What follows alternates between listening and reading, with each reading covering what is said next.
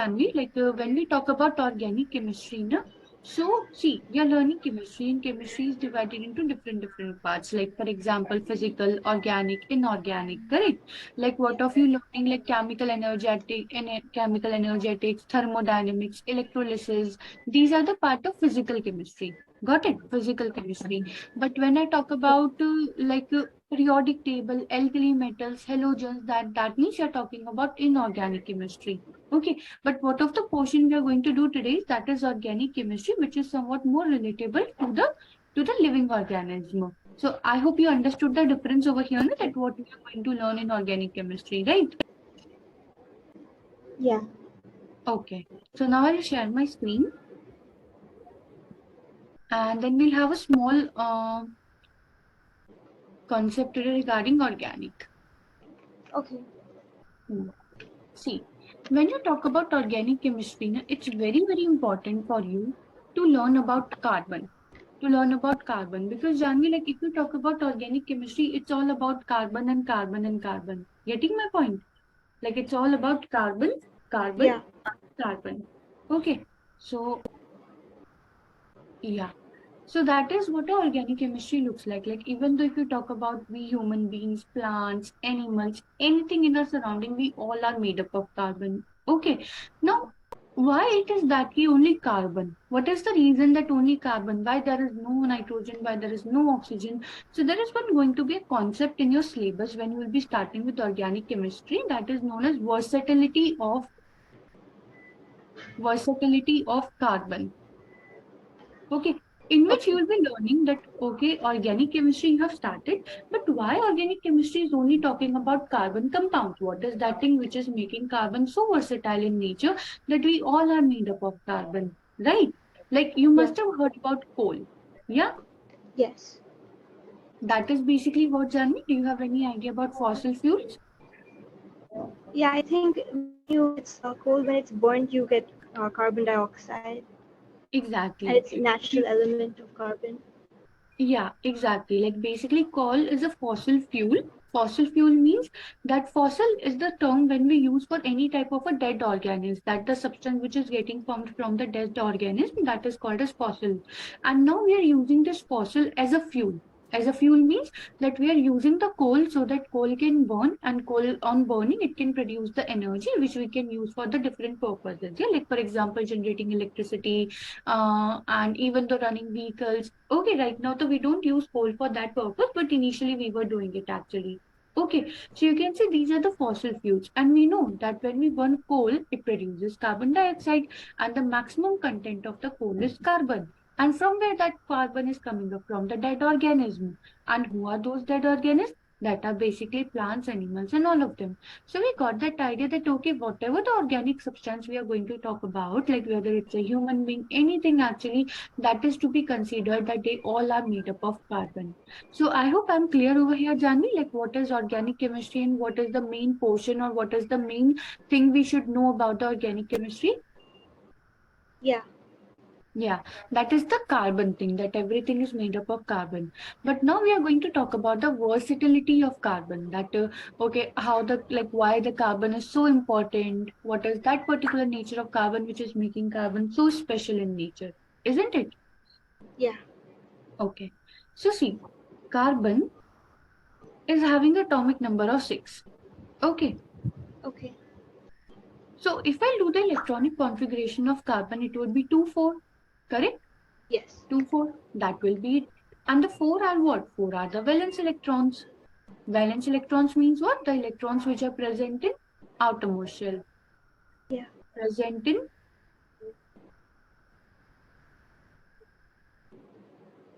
outermost shell, right? Like the number of electrons which are present in outermost shell, these are called as valence electron.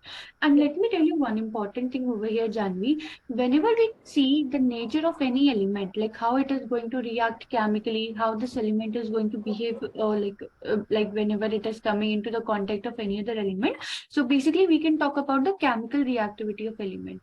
So whenever we talk about the chemical reactivity of any element, we always check their valence electrons. Okay, we always take their valence electrons because valence Okay. electrons plays a major role in the chemical reaction because these are going to play important role. Losing, gaining, sharing, everything whatever happened na Janvi, this is all about the valence electron. Okay, nothing is going to happen with the inner electrons, right? So carbon is having four valence Yeah. electrons. So can you please tell me till here, are you clear or do you have any question or do you have any doubt? Clear. Yeah, Janvi, do you have any question or any doubt? No, I'm clear. Okay, so I'll just repeat it once again. We are talking about organic chemistry. Organic chemistry is all about carbon. So right now we are trying to understand the nature of carbon. And for that, it is very important to know its valence electrons because valence electrons plays a major role in the part of the chemical reactions. Yeah, so 4 is the valence electron of carbon. Got it? Now 4 is the outermost shell electrons. Yeah. So see, we know that every element has to follow the octet rule. Octet rule means that the outer shell, no, that means outermost shell, या फिर we can, sorry, or like we can also say to be as a valence shell. So these shells should contain the total number of 8 electrons. How many electrons? 8. 8 electrons. Okay. Now, right now, you can see it's 4 electrons over here. So there are two conditions, Janvi. Like either the carbon has to gain 4 electrons so that it will become 2 and 8, right? Or carbon has Yeah. to 4 electron, which is going to be only 2. Isn't it? There are only two situations right now. Na? Either the Yes. carbon can gain 4 electron or carbon can lose 4 electrons. Am I right? But Yeah. you know what? Both of the task is very, very difficult. Because of that, what can be the possibility? The stability of the nucleus is going to be very much disturbed. Why? Because if you add 4 more electrons, the number of electrons and the protons are going to be lot of difference.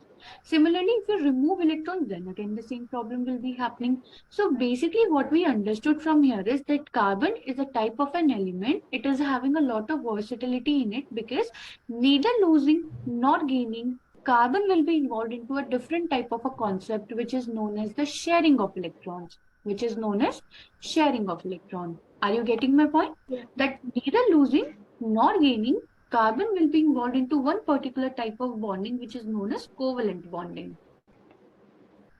In your syllabus, Najami, there is one chapter which is known as bonding, in which you will be learning about covalent bonding, ionic bonding, metallic bonding, and all of that.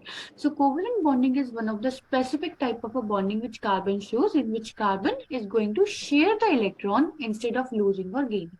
Okay, Okay. carbon shares electron.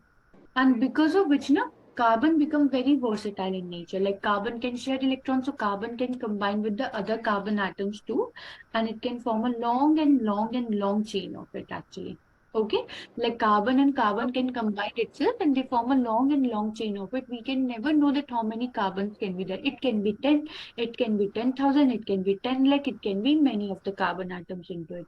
Yeah, are you getting my point? So that is how you can see Yeah. that carbon is having its one of the special property that it can get combined itself because of the nature of sharing of electron makes carbon so much versatile in nature that whenever we see in our surrounding, all the organic substance are made up of carbon. Okay. That is what is the nature of the carbon. First, that because of its four valency, like four valence electrons are there, so that means it's tetravalent in nature. Tetravalent means that it can share 4 electrons, right? And then Okay. on sharing, it combine itself and form a long chain. This property is known as Janvi catenation. Okay. Catenation. Okay. Catenation is one of the property in which the atoms like carbon can combine itself again and again and will form a long chain of it actually. And that is how the all of the compounds are get formed. Like you must have heard about starch, you know, starch, Yeah. which is present in a carb, like it is a kind of a carbohydrate present in our potatoes. So this is like starch. You can know we cannot even imagine how many carbon atoms are involved into it. Okay, so this is Okay. how the organic chemistry is about the carbon. And because of that, what happened is carbon makes one of the special type of a compounds which is known as hydrocarbons, which are known as, Hydrocarbon. yeah. So in simple words, you can also say that organic chemistry is the study of hydrocarbons and its derivatives. Why I said derivatives? Because slowly, Janvi, when you will be learning the organic chemistry, na, you'll come across